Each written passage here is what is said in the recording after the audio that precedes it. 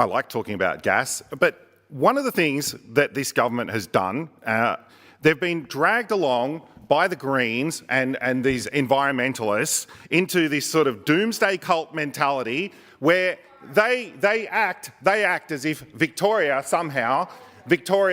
can somehow, if we only tax a little bit more and if only we get dragged along by these more corporate welfare for the renewables industry, that will somehow change planetary weather systems. That somehow Victoria will change planetary weather systems. And I can tell you this, whatever change we make, it's not even a rounding error in the scheme of things. But even worse than Labor getting dragged along by the Greens is the coalition getting dragged along by Labor. Everything that Labor does, they do to try and scare the coalition into doing stuff. They did it with the fracking ban. So coal seam gas was banned rather ridiculously. It was put into our constitution to ban it. What an absolutely ridiculous thing. I imagine there's many MPs on the Labor side that even thought that was ridiculous.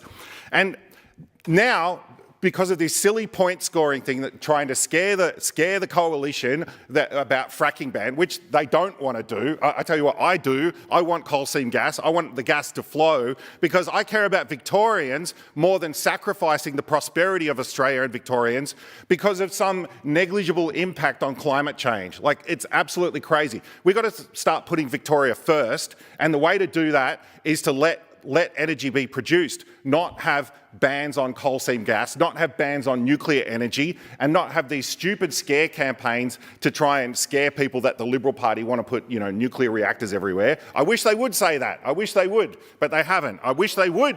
I wish they would. I wish they would say that they support coal seam gas, but they don't, but I do.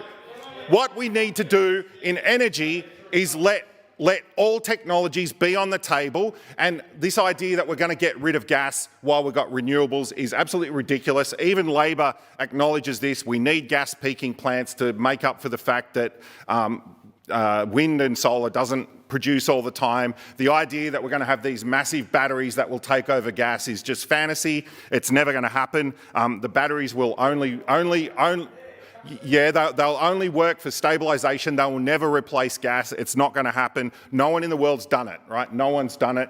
If you want to decarbonise, we already know how to do it. We look at the countries that have done it. They've done it with a combination of hydro and nuclear. No one's done it with any other way. Some countries have done it because they've got massive hydro systems, but we can't, I don't think the Greens are going to start wanting to build more dams in Victoria. People were talking about pumped hydro a while ago until they started looking at the maps where you could build hydro. It involved flooding national parks and this sort of thing. I don't think anyone's going to be supporting that anytime soon.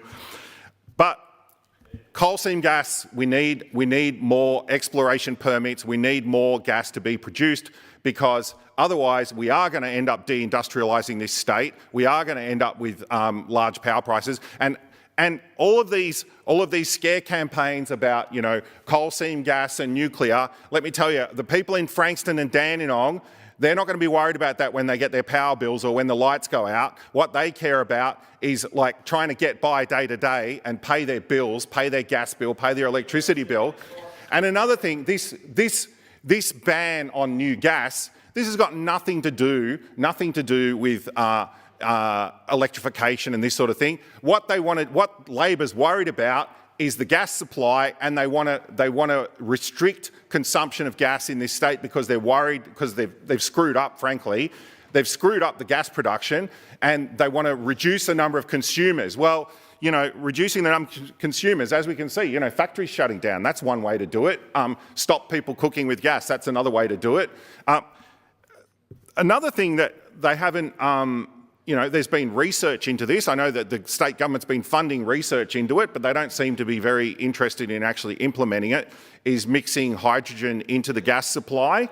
I've spoken with scientists who are doing research into this. One of the big problems is you need to test all the appliances first to see what sort of level of hydrogen they can handle before, to make sure they're safe, right? You need to test every gas appliance on the market. Well, they're already doing it. They reckon 10% easily. They reckon 10% no problem, probably 20%. 10%'s no trouble is what I've been told when I've spoken to scientists working on this. You can put 10% into the gas supply. So, yeah, well, let's do it. And we'll be producing gas out east, hopefully, once this the Japanese consortium starts producing it to send back to Japan. But they're making it out of coal, yes. And it's I know that I'll take up the interjection from Ms. Mansfield, Dr. Mansfield. Yes, they're making it out of coal, but so what? So what? Who cares? Like, you know, we don't care. This is what we talk. There's like some idea that, you know, oh, coal is bad, fossil fuels is bad. Fossil fuels is what made Western civilization rich and prosperous, right? This idea that, well, maybe Victoria, maybe the Greens are willing to sacrifice the prosperity of Victoria for a negligible impact on global climate change, but I'm not. What we want is maximum energy production, maximum prosperity and cheap energy for this state so that we can reindustrialise and start having factories set up here instead of closing down.